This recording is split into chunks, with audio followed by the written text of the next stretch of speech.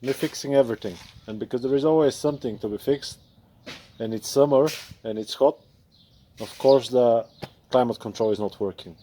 Of course it's not. Of course it's not working if I'm making a video. So the problem is with the condenser radiator and with the dehydrator. They have a leak somewhere. A brand new radiator condenser unit, it costs around 75 euros. We bought a used condenser unit for 15 euros.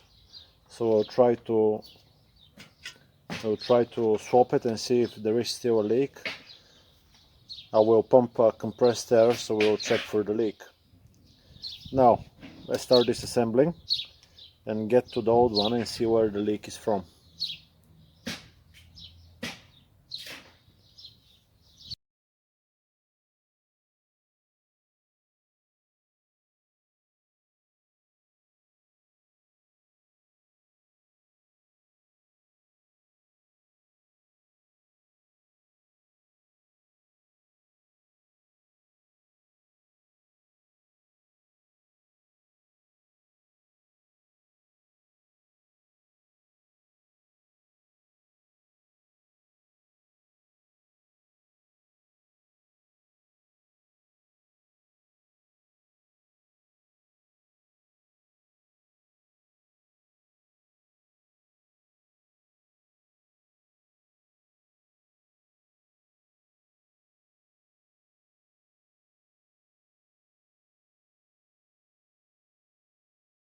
Okay, so it took a little bit of, I was thinking I can just take the front of the mask off, but I actually can't.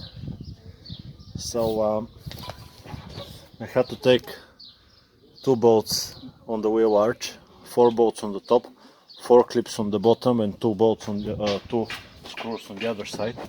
And now we have enough access to the radiator. I undo 2 screws right here, and now there is one nut here and nut over there. I'm not gonna take any of the connectors of the bumper because I just want to put the bumper back so we can drive around. Now let's take the connector out of here.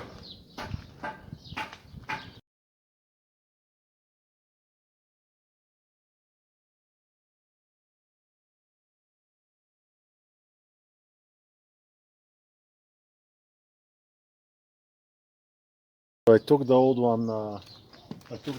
Off, and I pressure tested them, both of them, the old, and the new old. You can watch that video on my channel. Now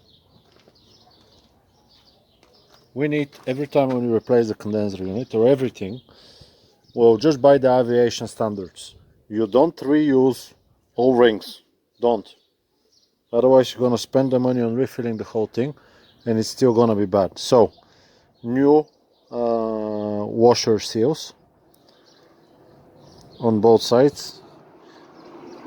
I had them from a private company that sells equipment for air conditioning. Otherwise on eBay is like 25 quid, but these are not like the O-rings you have on the pipes usually. This one is a bit different. It is like this, and that's the O-ring. Okay, let's fit the new old one back in.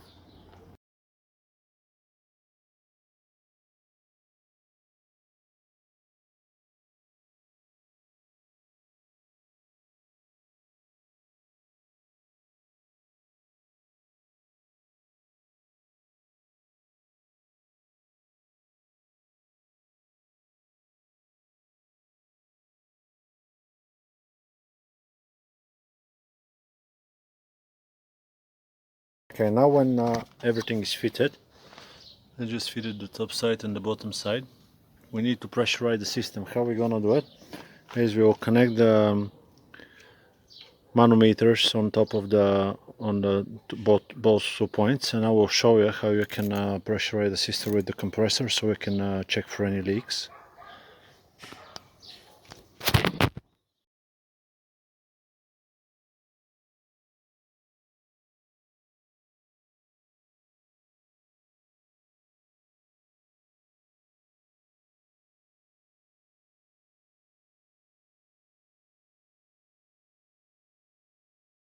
Okay, now we have the gauge connected to the high and the low sides. We have them fully open, so everything that goes from here and then it's open here, it will go into the system. So if we blow air into the gauges, the whole thing will fill up the system with air. What we're gonna do now, we're gonna close the high side, okay, and we'll open the low, and we'll close the low side, and we'll open it gently. Where's my, I have the compressor set up right next to me. Now we want to fill up the system with air. Okay, let's pressurize the system.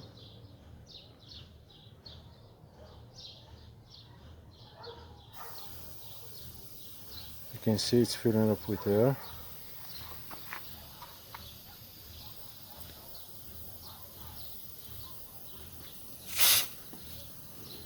It doesn't want to get more than 5 bars. Can you close the valve? Just go anti-clockwise. The other one. Yep. Yeah, this side. Keep closing. Yep. Okay. Nope. So other side. Yeah. Close it. That one as well. Don't go like crazy. Okay. Okay. So now in the system we have a bit more, over 5 bars. I think this one is bad, but okay. So now we need to find if there is a leak. You can see the gauge is right above 5 and it's holding air. Let's just spray everything.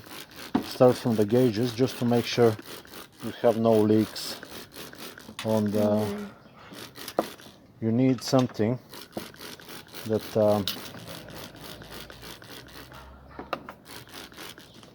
that's soapy, like soapy water.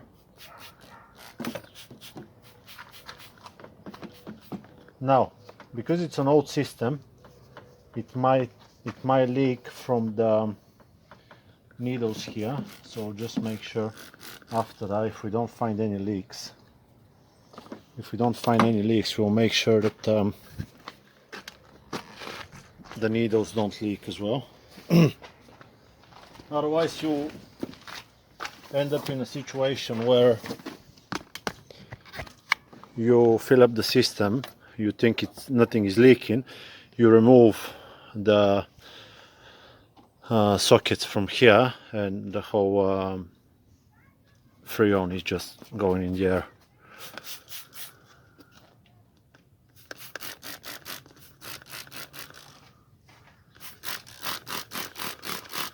Just spray everything that you can find. This bottle will run out of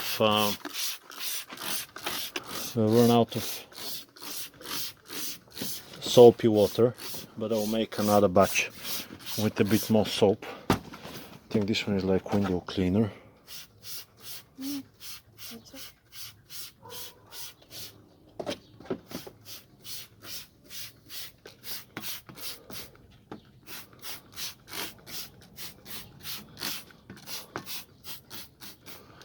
Make sure that this thing here is okay. Is it holding air? Exactly the same? Yeah, it's exactly as we started. Okay, so you can leave it for an hour. If you have compressor that can go higher, the best thing you can do is go with CO2 and just pressurize to 150 bars. Not 150, 15, up to 15 bars. 250 psi. It's gonna be even better. Yeah, everything you can see, just spray everything with soapy water, everything you can get to. And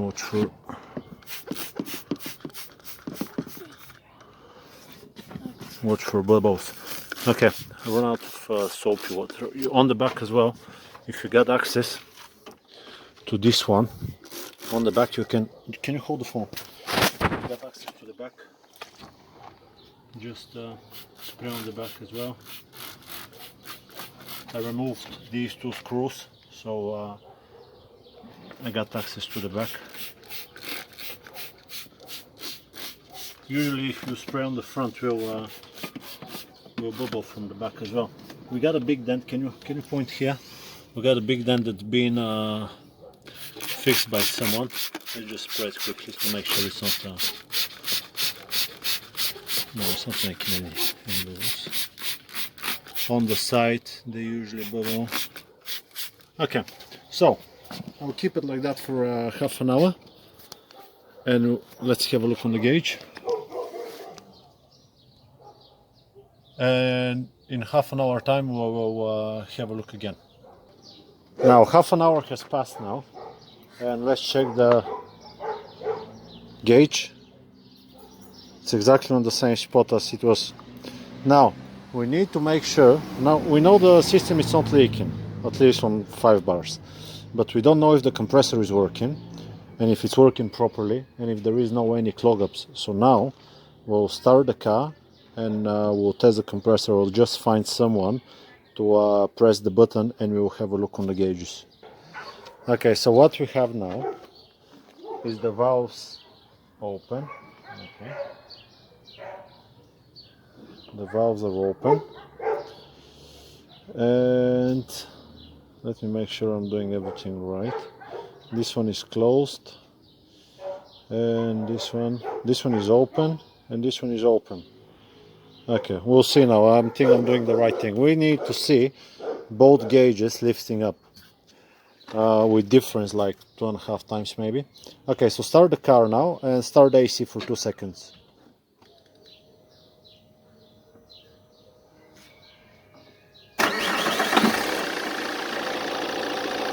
Yeah, started.